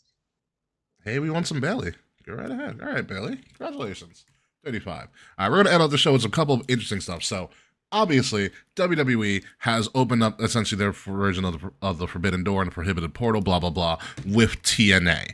And that showed that WWE is willing to work with other promotions on a very interesting basis, at least with NXT. Well, the last couple of weeks, WWE has pretty much said, we're going to be open and working with a bunch of other people, particularly in Japan. So we have on the screen right now, it was announced that this more of a startup, I think, Japanese women's wrestling company called Marigold is having what is known as Summer Destiny in 2024. And WWE is sending over Io Sky, formerly of Io Shirai of Japan, to fight Utami Hayashishita in a Queen of Queen match. So very highly touted match there. And also newly, I guess, signed wrestler Julia is going up against Sarai, who was formerly Saray in NXT and didn't really work out for her. But she is also going to go over and fight this match July 13th as well. Also, in addition to all of that, there wasn't the other big surprise here. WWE also announced that AJ Styles that same day is fighting. Look at that picture. Yeah, look at that hair. He looks like a romance novel cover. It's giving Fabio. It's like literally, it's like I expect the bottom half to be a mermaid. He looks like it. It's a he's merman. the top half of a centaur. Merman. He's a merman. Like literally, like it's like AJ Styles is King Triton. Reb Schneider is a Screwdriver. AJ Styles is a merman. Look at those abs. Yes, so on the same day, Pro Wrestling Noah. Just look at his hair. He looks fucking incredible. Yeah. So yeah, AJ Styles is returning to Japan under Pro Wrestling Noah, facing Naomichi Marufuji. I hope I said that correct. Merman, cough, Merman. In a first ever matchup, Marufuji, an accomplished wrestler, one of those wrestlers he was very big, except in every place except for WWE, a 4-time world champion in Pro Wrestling Noah. AJ Styles never wrestling for Pro Wrestling Noah because he had an establishment in New Japan, and Pro Wrestling Noah kind of are at odds with each other. They're kind of the AEW and WWE over there in Japan. So AJ Styles making his debut in Pro Wrestling Noah in what potentially may be a match of a year candidate. This is one of those like dream matches that AJ Styles has never done. And AJ Styles apparently isn't coming alone. He's bringing Gallows and Anderson with him as well. So it's going. Anderson's wanted a vacation. He needs to see his hot Asian wife again. Yes, thank you for buying some merch, Frets. So this is going to be interesting. We have Styles returning to Japan in a hall in a place he's never done before. Io Shirai coming back for the first Shirai coming back for the first time since 2018. Giulia, who should be ready to go. There's a rumor she had surgery. The reason she hasn't wrestled in NXT, she broke her wrist and was supposedly had surgery because apparently the rumor was she's supposed to be Roxanne's next opponent for Heatwave in a couple of weeks. So I don't know how that's going to go. Obviously, we have not watched NXT yet, but that could be the thing. But real quick, what are your thoughts, Will, on this new direction with WWE opening their doors up to some of their talent? Yeah, it makes sense. I mean, especially people who have like history there. Like I could see Kevin Owens going. Is Kevin Owens used to wrestle in Japan, right? Maybe no. I want to say yes. I don't. I could see Kevin Owens doing it. I hope they give him Tozawa. The power of Tozawa. Yeah, I hope R-Truth goes. Like, I guess she's Shayna Baszler going. Like, there's definitely certain people that would make sense going. I think this is cool. You know, I mean, props to AEW for doing this first and showing WWE that it can be successful and it can work and fans do want to see it and fans do know these other wrestling. And if they don't, it's like, well, they can go if they want to. Like, there's no harm to WWE in letting their stars do this unless they're hurt, unless they get hurt. Yeah. And that's going to become a problem. But AJ Styles has finished a program. There's nothing else for him. Might as well let them go do something. Yeah, I like the idea. And I think the difference is with this is that these are kind of just one-offs where I think AEW kind of drags them out a little bit more. So it's kind of like they're there. I see WWE treating these as special attraction matches. Yeah. Like if you have people on the roster, a WWE roster you're not using, you have no storylines for, you can go send off to a one-off in Japan or a one-off in Mexico or a one-off in whatever, TNA. There's no reason not to. Yeah. I mean, they even do it with NXT. Like Baron Corbin was in NXT the past 6 months. Some of you might not even know that. And he had a great run in NXT. He won a title. And apparently, he good run. He was a tag team champion, and I cheered for him at WrestleMania weekend. Yeah, he did. So yeah, that's how good it can be. Yeah. But still, like there are other options. Like if you have these talent, find creative ways to utilize them if you can't get them TV time. Yeah, and it also it spreads the WWE influence out even more. And the rumor is that Triple H is looking into Puerto Rico and Mexico as those next special attraction stops for a lot of their performers, which makes absolutely all the sense in the world. Kayfabe, who would you want to see in what promotion around the world from WWE fight whomever? Do fantasy book something for me right now. Someone versus someone else outside of WWE. Someone in WWE versus someone outside of WWE in their promotion. It's over for me. Oh, did the muscle relaxers kick in? Yeah, we're gonna wrap this up soon. Yeah. I definitely want the return of Dolph Ziggler. I do because too. that's the first name I have in I mind. don't. I do. I miss him so badly. He's in TNA. It is highly possible now. Give me Dolph Ziggler versus who would someone interesting be? Give me Dolph Ziggler versus LA Knight. Actually, I'm all about that. I kind of want to see that one. Will, same question to you. Fantasy book something. Honestly, I don't know people outside WWE. Okay, that's an issue. Do TNA. I know you want to see Moose fight somebody. I want to see Obafemi take on Moose. You want to see Moose die? Ooh. Yeah. Oh yeah. Oh yeah. Well, honestly, I wouldn't mind seeing Bobby Lashley Moose. Montez Ford and Moose would be cool. Moose versus anybody? Moose versus Braun Strowman would be cool. I have one that I pitched to Mance the other night. Oh, yeah? I pitched Braun Breaker versus Goldberg. That's a possibility. That's a possibility. That I got from like a TikTok. There was. I want to see Shinsuke Nakamura versus Joe Hendry. Ooh. You know what? I want Joe Hendry. I still want Drew versus Joe Hendry. I want Joe Hendry versus R-Truth. Yeah, that'd be good. I think if Elias had stayed with WWE, Elias and Joe Hendry could have been really fun. Elias is the weirdest person on social media these days. It's kind of scary. I heard he led another Bible study the other day. Yeah. Like, I don't know if it's a gimmick or whatever. And hi, Smiley. Welcome to the show. Thank you for joining us. A little late on this, but welcome, Smiley. Welcome back. Smiley, look at AJ. Doesn't he look great? He does. You know what? Mustafa Ali could do something. Apparently, he's having a crazy run right now in TNA. And you know what this does mean, Will, now with the TNA and NXT partnership? Top Dollar could come back. Oh, fuck me. he just won a title in TNA. He's a digital champion now, digital media champion. Good for What's him. a digital media champion? Something Tommy Dreamer started. Just good for him. Put it that way. You tell me we can have Tommy Dreamer back in WWE where he belongs? You could. Oh, fuck yeah. Now we're talking. Now we're cooking. Let's go, baby. My favorite wrestler of all time, Tommy Dreamer. I wouldn't be mad about a Tommy Dreamer return, honestly. There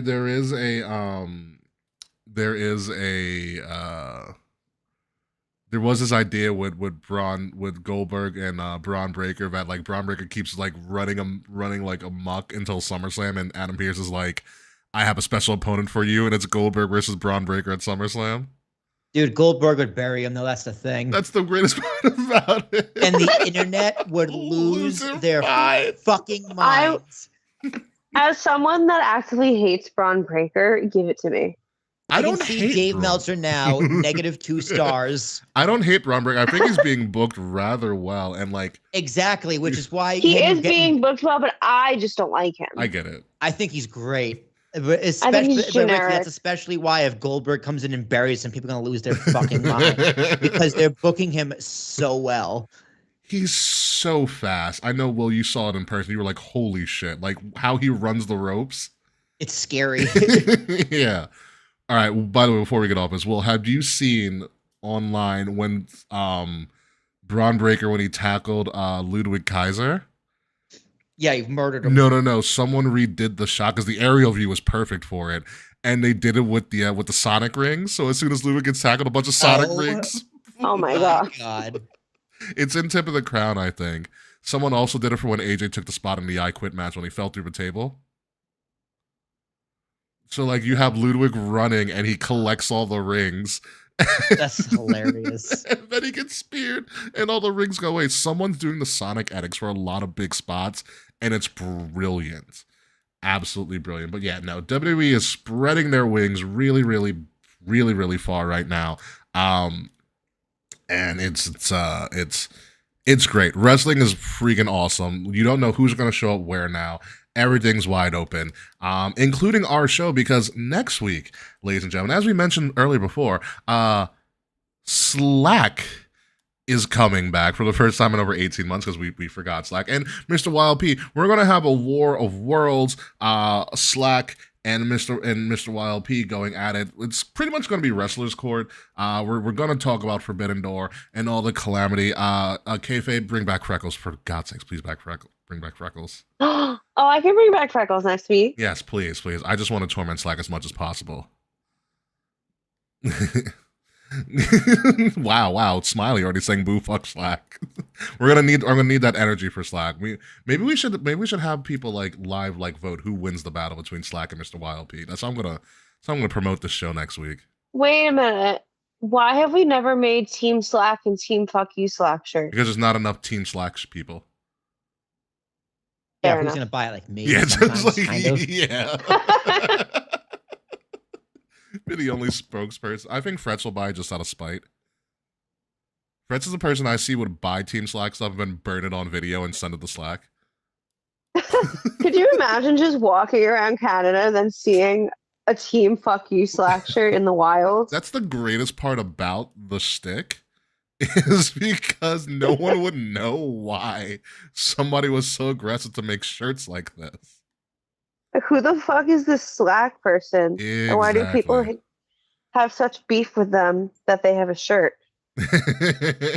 Exactly. I already have a design idea if we did Team Slack. Like, I want to do like the serial killer using the magazine and all the different letters of Slack. You Slack though. You probably couldn't write out fuck. Yeah, we probably our merchandise probably wouldn't allow that, but it'd be great. Yeah. I don't like that. I'm shocked you haven't released them yet. It's because it's wouldn't work.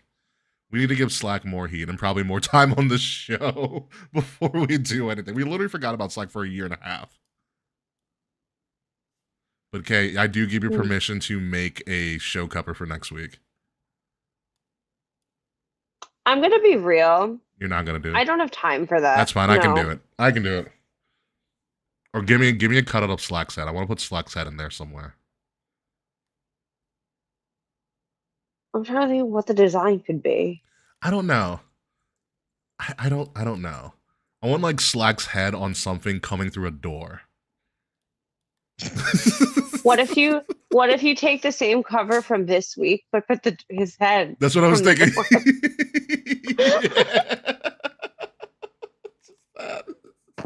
It's coming through the door. I might actually. That's a great idea. I'm gonna write that one down. So yeah, next week. Or what if you get like a Hell in a Cell and you get Slack poking out of the Hell in the Cell? Well, we had the picture coming out of my cage, and I've been doing just fine. Speaking of this, because Bad Blood's probably going to come back in October. What if we had a picture of Foley falling off a cell and just put Slack's face and him falling down, and have Mr. YLP logo of him throwing him off the cell? Wait, that's really funny. Actually, I like that. I'll play around with it. We've got about a week or so. But I know your muscle relaxers are kicking in, and Will and I are probably going to BS for a tiny little bit after. I'm piecing. After the show. So, Mr. Tarek, if you may. Oh, yeah, that's me. Yeah, that's your cue, sir. Yep, got it. There you Nailed go. It. Proud of you.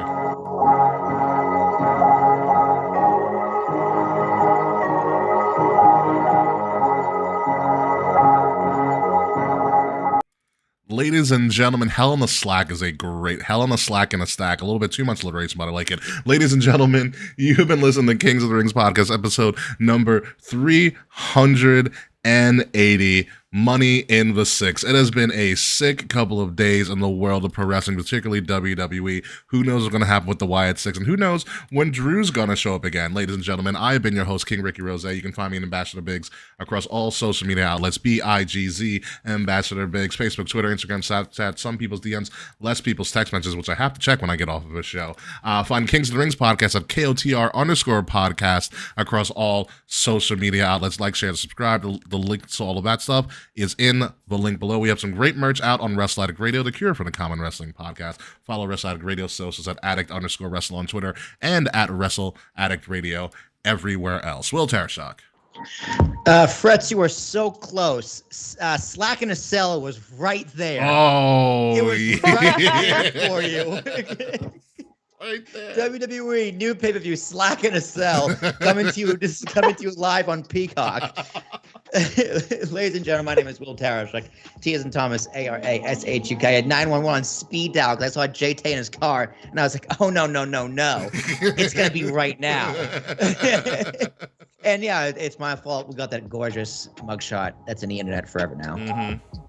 Hey Murphy, how you feeling? I'm going to bed, y'all. Yeah, they are. That's all I have to say. You can find me across 2 social media platforms, aka Instagram and TikTok, because I deleted everything else at K_Fabe. Please check out our Pride merch on the Wrestle Addict 80 Teespring store. Yes. And yeah, see you next week. Yeah, when we come back next week, folks, Slack, Mr. Wild P, it's going to be it's going to be a long show. It's going to be absolutely borderline uncontrollable, and that's what's going to make it all the more fun. So until next week, folks, goodbye, good night, we'll see you soon, and I cannot wait to say this in person. Fuck you, Slack. See you next week.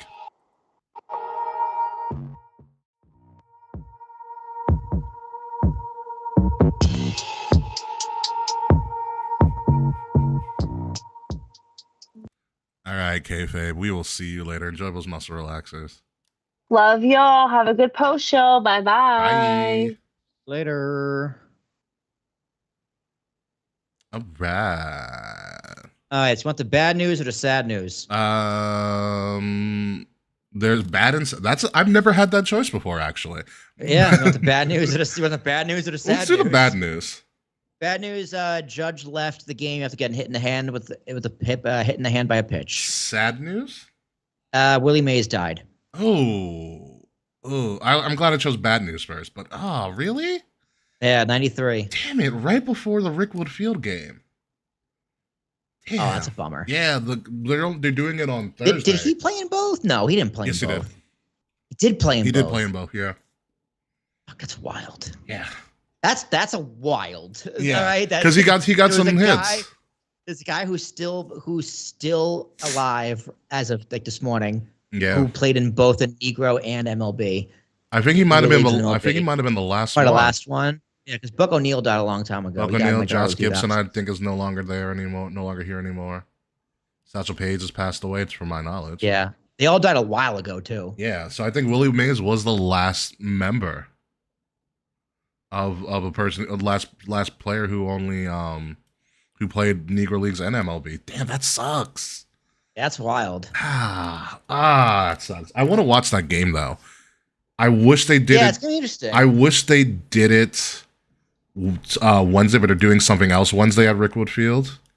Yeah, it's gonna be interesting to see how the field is kept up. Like if they made any renovations or how. Oh it yeah, looks. I was talking about it with my dad on Father's Day. They did a $5 million renovation project to put it up to MLB standards. Nice. So, and both teams are wearing Negro League inspired uniforms. That's gonna be cool. Yeah, no, I like it. I mean, it fits right into the schedule of Major League Baseball. Make it an annual thing. Juneteenth. Yeah, make it like every Juneteenth kind of thing. That's cool. And then they need to I like rotate the teams. The Field of Dreams game was cool too. Yeah, and I think they should rotate the teams that play each year. Definitely. You know the teams that had Negro League teams in their cities or their towns or whatnot. Yeah. Yeah. No, I like the idea. Like it should. Like I don't know why we didn't do the Field. Like I like the Field of Dreams game was great. The first one with the Yanks and the White Sox. It was really cool. It was a bullshit game though. I agree. Yankees lost. They blew it. Yeah. No. They only did it twice, right? Yes, it was the Cardinals and the Cubs last year. Why did they stop doing it, or are they just like moving to something else? They did the Negro Leagues instead. They could do both. You don't want to gimmick it too much. True. I mean, like the NFL has European games. Like I think one game out of 182 or whatever you can dedicate to like the Negro Leagues or the Field of Dreams. I guess I do like the Negro Leagues more because it has more of a historical context, not based on like a work of fiction. Yeah, Field of Dreams, like cool, Kevin Costner. And he did the speech from the movie. I was like, that was cool. Well, that's because James Earl Jones is like 98. Yeah, no, but I think the Field of Dreams game should be like the NHL's like stadium series almost. Yeah, no, it's cool. It's a cool gimmick. And unfortunately, I think Rickwood Field is the only Negro League field that's still standing. Probably. You know, what the fuck? So I just realized I don't have shit to do tomorrow, so I can turn off all my alarms. This middle of the week holiday is really screwing with me. Yeah, it's gonna be weird. I got a meeting in the morning. Oh, really? I'll probably go like an hour and a half, 2 hours. That's Willie T stuff. And then Jazz and I going to lunch. As you should. Yeah, I go like a 12:30 lunch, and then after that, I'm just chilling the rest of the day. I'm just hanging the fuck out, probably playing Ghost of Tsushima. Oh, that's what you're on now? Oh yeah, dude, I'm on a samurai kick. Didn't I tell you last week? You did tell me you're on a samurai kick. I didn't know you were on Ghost of Tsushima. It's in full swing. Ghost of Tsushima, it's excellent. Pick it up if you haven't picked it up.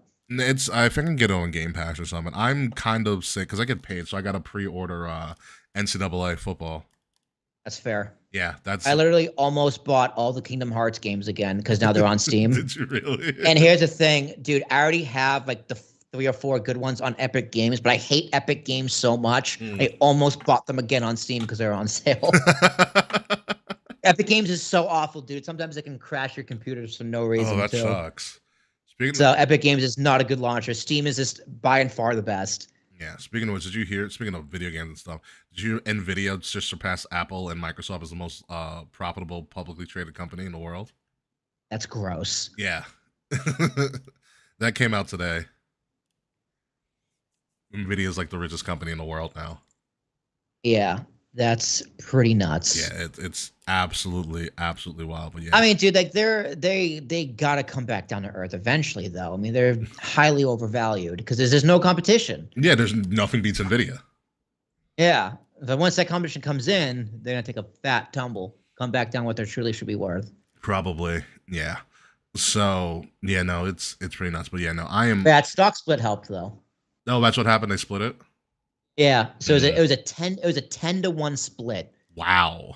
So it brought the price from like per share from $1,000 to $100. That's why they got profit because more people can freaking buy the stock. Yeah, more people can buy it. So for those who don't know, a stock split is so if you own 10 stock of something and it does a 10-to-1 split, nothing happens to your value. And so instead of having 10 shares, you get 100. Yeah. So instead of having 10 at 1,000, you have 100 at 10. Yeah.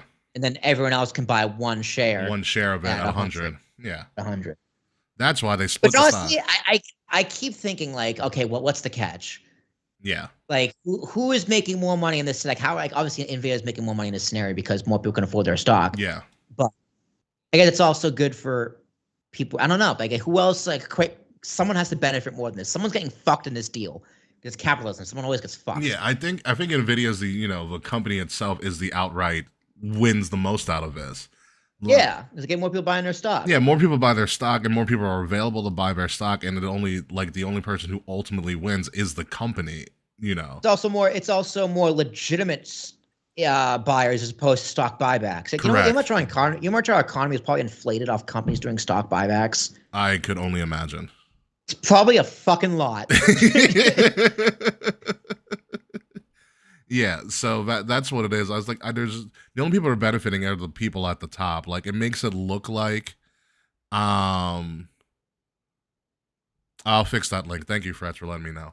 The KOTR link tree in the bio here doesn't work. I'll have to fix that. I meant to go browse the KOTR merch. Yeah, it should work somewhere else. I'll send you a link if need be. But yeah, ultimately, I think it's just the company. It makes it look like the company's doing something charitable, like allowing more people to buy, but it's not really. It's just giving them more money. Yeah, it's a PR stunt almost. Yeah, that's like the way to look at it. It's like a PR stunt. It's a PR stunt. I mean, if you made money on Nvidia, good on you, dude. If you bought it in 1990, it was literally like 64 cents. Yeah. Like Jesus, and it got up to $1,000. Imagine having a stock go from a penny stock going all the way up to $1,000 per share. Jesus. Like, sometimes I'm like, what if I just take $100 and put $10 on 10 penny stocks and just do that like once a month? One of them eventually has to hit it big. Yeah. Okay. Oh, Fred. So the link tree, I know the link tree might not work in our video description, which I'll change after this since I don't have shit to do tomorrow. But the merchandise store link does work in the description. I just checked it on my other computer. So you can definitely click there. The merchandise link does works rather well. So if you want to, since you're on a shopping spree, apparently, so I'm definitely gonna post up, Will. But I showed you the War USA Global Series stuff, right? I think so. Yeah, it's pretty much the War. It's probably in our Discord chat. It's pretty much the War logo, but instead of the luchador mask, it's the American flag. Oh no, I did not see that. I didn't. Oh, it's got to be in there. Where is it? In Discord. I want to say it's in this. I want to say it's in the Discord. It might be a little bit up there. I talked about it a couple weeks ago in our chat. Oh, in our chat. Yeah, in our chat. I definitely saw it, then I just don't remember. We put a lot of dumb shit on there, like Boris being obsessed with the white six. We do. Let me double. Is it in our host chat? That's what I'm thinking. Yeah. Okay, now I'm looking at. Oh my god! I still haven't done the app. Was it too good to go? Did you not do that yet? Not yet. I have the app installed though. Have you looked at it at least? Yeah, I have. There's a pizza place next door. It's gonna be perfect for it. You know, it's always pick up at 11. Oh, because when it's closer to close, that's why. Yeah, like I don't want to eat pizza at 11 o'clock on a Tuesday. They don't have like a lunch option? No, I don't think so. Ah, that sucks. Let me see. Okay. If I didn't put it in there. I guess I didn't put it in there because I scrolled all the way back to like April. Okay, yeah, it's definitely not there. Let me find it right now. I definitely. Mr. Fred's posting peanuts and brisket and merch. Hold on, let me find tote bag. Not tote bag. Nate kissing someone's hand at a 30th birthday party. Really? Yeah, KRTR. Okay, that was a new S when we switched over. Mr. Burns, excellent. We're here. It's pretty cool that every now and then random people join our Discord. Yeah. Hold on. Okay, hold on. I'm gonna put it in the Discord right now for you. Like, who are all these people? I'm looking at the full list. I'm like, who are these people? There you go. I put it in there for you. And hit a button. Oh no, I've not seen this. Okay, that's cool. Yep. You know, for the upcoming holiday season and all that whatnot, and all that bullshit. America. Okay. Trying to find that right wing audience with a logo like that, man. And then I see kayfabe and then leave. So yeah, we're gonna keep that going. So I figured I'd start called the War Global series and just do different countries as we go along. All right, that's cool. See what sticks, but I like it. Maybe even do states if it gets really down to it. Dude, state flags are doofy. Some of them are really weird. Some of them are really weird, but like ours and the New York flag would be dope. Like the scales in the middle. The New York skate flag. I don't know what the New York state flag looks like. It says Excelsior on it, and it's the judge with the scales. It says Excelsior. It does say Excelsior. It says Excelsior. Yeah. This thing looks ridiculous. It's better with some other flag. Excelsior. Which is the same thing that Stan Lee would say whenever he'd write. Although, I mean, New York does have mountains. It does have. We do have like, mountains. Marshlands. We do have marshlands. It does have ocean and river. We do have that. Yes. No, it's a pretty good shield. We have a lot of random stuff. Excelsior. New York's got a lot of weird town names too. You know, dude, Massachusetts has the weird town names because they're all after like Native American tribes and stuff. Well, that's most of Long Island too, but like New York there's a Rome, New York. Oh yeah, Ronkonkoma. There's a Rome, New York in upstate. Dude, my favorite is Dwaynesburg, New York. It's a little town, middle of nowhere, next to Cooperstown. Really? Dwaynesburg, New York. I like Tarrytown. Tarrytown, yeah. There's that bridge, the suspension bridge, or whatever. There's a town in Virginia called Dumfries, but it's spelled like dumb fries. It's like Dumfries and Manassas are in like the same exit. I don't like the Massachusetts state flag.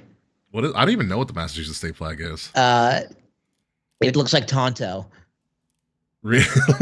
Yeah, it's this Native American with a bow and a shield. Surprised it's not like Tom Brady throwing a touchdown pass. And a white star, and above it is like an arm going like this with the sword, and it kind of looks like he's gonna whip him. What? not a great flag. I mean, look at it that way. Wow. The sword is modeled on Miles Standish's broadsword, borrowed from the Pilgrim Hall in Plymouth. Standish was a military commander for Plymouth Colony, known for killing Native Americans. See, there you go. I was right. Wow. Jesus. The face came from a photograph of Thomas Little Shell, a Chippewa chief from Montana. So you're telling me the Massachusetts flag is a pilgrim killing a Native American with a broadsword? Yes, Garrett called him, quote, a fine specimen of an Indian, end quote. Wow. Portions of the body were taken from a native skeleton dug up in Winthrop. Jesus Christ. A downward-pointed arrow indicates a pacified Native American. What? How has no one brought this up before ever? And then the Latin motto begins, by the sword we seek peace. What?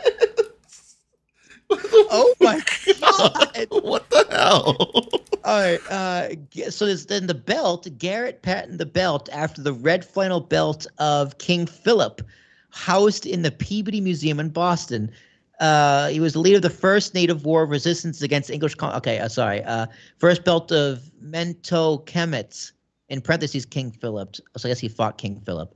Mentokemet was the leader of the first Native American native war of resistance against the English colonizations. He severed his severed head was impaled on a pike and displayed in Plymouth for more than 20 years as a war trophy. The bow is an accurate representation of one taken from an Indian shot and killed in Salisbury in 1665. Wow. All right. That's your state. And this comes from MassachusettsPeaceAction.com. Jesus. That's kind of ridiculous imagery. I'm looking at it now. Yeah, to be fair, this website is totally biased. It's coming from Massachusetts legislative votes to sorry. I was totally wrong. I misread my own headline. Massachusetts legislative votes to change the flag and seal. So I guess they were this article is saying like, hey, they're voting to change the seal. This is what it apparently represents. Did it pass? I'm assuming it didn't pass. I haven't heard anything about it. This was from 2021. So I'm assuming no. Assuming no. Yeah. I'm assuming it was denied. Which is wow. I did not know about the Massachusetts state flag. It looks like Governor Baker might have vetoed it. Really? He's Republican. Republican. Yeah, Massachusetts is at least at the time was a Democratic state led by a Republican. Huh. Interesting. Just funny because like my Democratic family, they love Charlie Baker as governor. Really? Yeah. I've never heard of him, so. He's a good governor. Yeah. From what I understand. Wow, that's I learned something new about the state of Massachusetts and their flag. Fucking aggressive. Yeah, seriously. It is. Wow. Jesus Christ. Wow, I don't even know where to go from. I think we should just end the show. Just go from there. Well, I mean, like Massachusetts still has its roots in Native American culture because, like, my high school mascot was a womp, which was the Wampanoag Native tribe, and the logo is the Native American in a headdress. And certain people in the town voted to have it be changed to something else, and it failed because the town was just like, no, we like it, we respect it, yada yada. They gave their reasons. Yeah. My whole thing was, I think that's the fairest way to do it. You know, you just put it to a town vote. Yeah. And do it as a direct democracy measure. Because if you're a Native American and it really offends you, like I understand, but the pressure, the onus is on you to convince your community. I was wondering, did you guys have any people like descendants of that tribe in the town, or was it just like kind of like an homage? I've never met them if they do live there.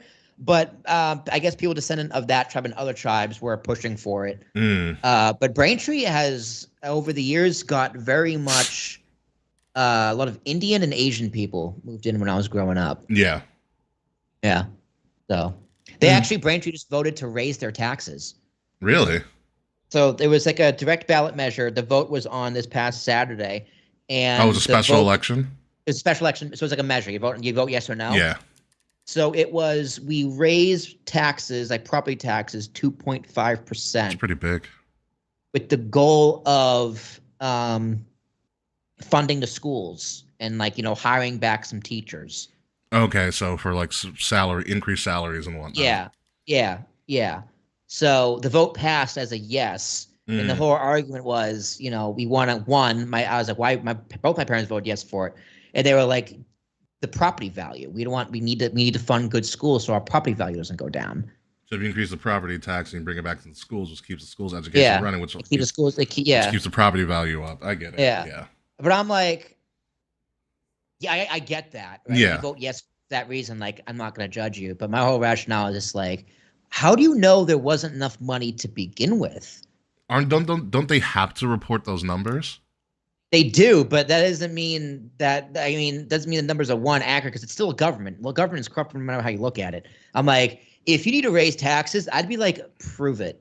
Like, explain to me why you can't move the budget around any other way and can't clean up some dirt and corruption in this town. There's nowhere else you can find money for teachers before the first instinct is to tax the people. I'd be interested to see what the obviously the numbers they get from taxes and what the budget is for teachers and then the per teacher salary. Yeah, would be I'd be like, I would need a full number breakdown. Yeah, I need you, the politician, to get on fucking TV or call a town hall or something and break down the budget to me before I. That's what I'd want. Like, I would need the full Prove budget. to me you need more money before saying, "Hey, we need more money," because otherwise, that 2% is not going to fix the problem. Money's just going to get more money. Is just going to get passed around and shuffled around because you don't know where it's going. Yeah, that's what. So I would have voted no for it because fuck you for raising my taxes before proving it to me. Mm-hmm. But it passed. So good for Braintree teachers. Yeah. Good. I wonder what their I don't know. I'm not a teacher in Massachusetts, but I would be interested to see what their salary is and compared to like what the budget is and whatnot. I'd be interested to see what the other conditions were. Yeah. For them. I think they're paid pretty well. From what I hear, Massachusetts is usually a pretty good state for teachers. It's a great state for teachers because they're all union. They're very union. My mom was in a teachers union, even though she wasn't a teacher. Yeah. She was a social worker. Mm-hmm. But Massachusetts has always been had, a good at least state. Most parts of Massachusetts, a good public school system. Yeah. It's like that. New Jersey has good public schools. I think New York has some pretty good public schools, depending where you are. Depending on where you are. New York. It depends where you are in every state, but as a state whole. Yeah. And they do it based off, state testing, which we had the MCAS. Okay. We had a region. And the schools did a good job prepping you for the MCAS. Yeah. So. Interesting I don't know. It's tricky. It is very, very tricky. Anyway, let me get going so I can probably catch the end of NXT. Maybe, who knows? Yankees winning 4-0, so that helps. It's the Orioles. It's fine. Yeah, it's only VOs. Anyway, folks, we're gonna get out of here. Freds, I'll hit you up to see if let me know if you get those links to the merch and all that stuff. But until a wild next week, bye.